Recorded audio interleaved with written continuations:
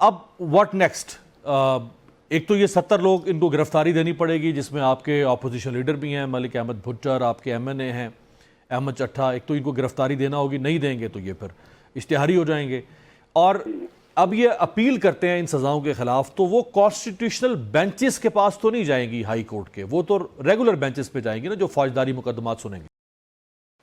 जी जी जी, regular benches में ही जाएगी, लेकिन कॉन्स्टिट्यूशनल बेंच हों या रेगुलर बेंच हों, जो 26वीं तरमीम के बाद जुडिशरी की हालत है उसके पेश नज़र तो बड़े मुहतात अंदाजे से मैं ये कह सकता हूँ कि इस वक्त कैफियत ये है मुल्क में कि इस्टेब्लिशमेंट जो कि खालिक है इस हुकूमत की, तो ये हुकूमत जो है ये इस्टेब्लिशमेंट के अंगूठे के नीचे है, और इस हुकूमत के नीचे अंगूठे के नीचे 26वीं तरमीम के बाद पाकिस्तान की जुडिशरी है। तो वो बेशक कॉन्स्टिट्यूशनल बेंच बने या वो रेगुलर बेंच बने, लेकिन अगर इन केसेस के अंदर जो अभी सजाएं सुनाई गई हैं इनमें झोल है, इनमें जज ने गलत सजाएं सुनाई हैं, तो बहरहाल हाई कोर्ट का विजन और हाई कोर्ट की ओवरसाइट तो बहुत मोतबर समझी जाती है, जो हमारे यहाँ रिवायती तौर पे। जी रवायती, वो जब रवायती ना रहे तो आप कहाँ से चलेंगे? तो वैसे अबूमर कितना वक्त लगेगा यहाँ से?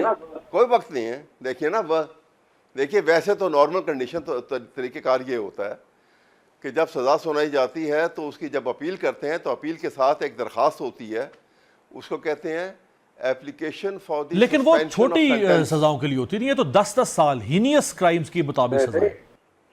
नहीं जी, वो उम्र कैद के लिए भी वही होती है।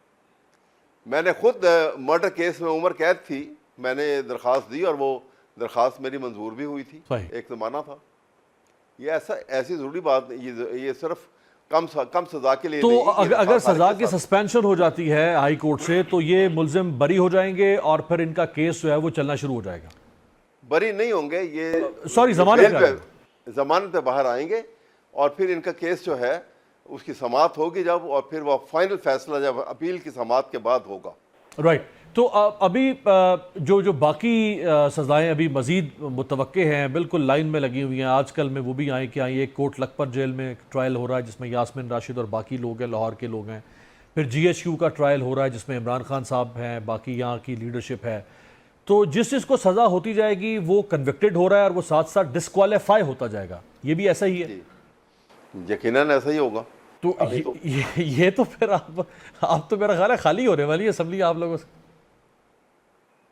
जी हाँ, वो फिर वो गलियां हो गई सुनियां, मिर्जा फिरे और मिर्जा यार ही फिरेगा आप उसमें। हाँ। आप देखिए ना, इस तरह निज़ाम हुकूमत जो है ये क्या कर लेंगे आप? देखिए, एक मुल्क के लिए 4 साल 5 साल का अरसा कोई अरसा नहीं होता। आप आइन बनाते हैं जो सदियों चलते हैं।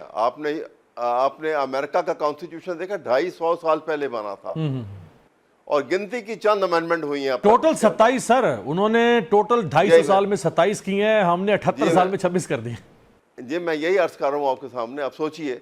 लेकिन हमने तो इस दौरान में पाकिस्तान के बनने से अब तक तो हमने ये तीसरा कॉन्स्टिट्यूशन भी तो है हमारा, तो और उसके अंदर कितना अमल दखल है आप बताइए। यहाँ पे क्या कुछ नहीं होता आया। आपके सामने ज़ियाउल हक का मार्शल लॉ है। ज़ियाउल हक के मार्शल लॉ में जब उसको चैलेंज किया गया सुप्रीम कोर्ट में, तो सुप्रीम कोर्ट में नुसरत भुट्टो केस का जब फैसला आया तो आपने पढ़ा होगा उसके अंदर, वहाँ पर एक पॉइंट जो कभी आर्गू नहीं हुआ था कि मार्शल लॉ एडमिनिस्ट्रेटर को कॉन्स्टिट्यूशन को अमेंड करने की अथॉरिटी भी दे दी जाए, और वो जब फैसला आया तो उसमें लिखा था कि उसको 3 साल तक ये अथॉरिटी भी दे दी गई है उसको कि वो इसको जब चाहे अमेंड कर दे, अमेंड कर सकते। इसी तरह से आपने देखा परवेज मुशर्रफ का, जी जस्टिस इरशाद हसन खान ने जो परवेज मुशर्रफ साहब को भी इसी तरह की इजाजत 3 साल की इजाजत दे दी कि आप कॉन्स्टिट्यूशन को अमेंड कर लें, जबकि एक कॉमा फुल स्टॉप जो है वो 2 हाउस के बगैर को अमेंड नहीं कर सकते। नहीं अमेंड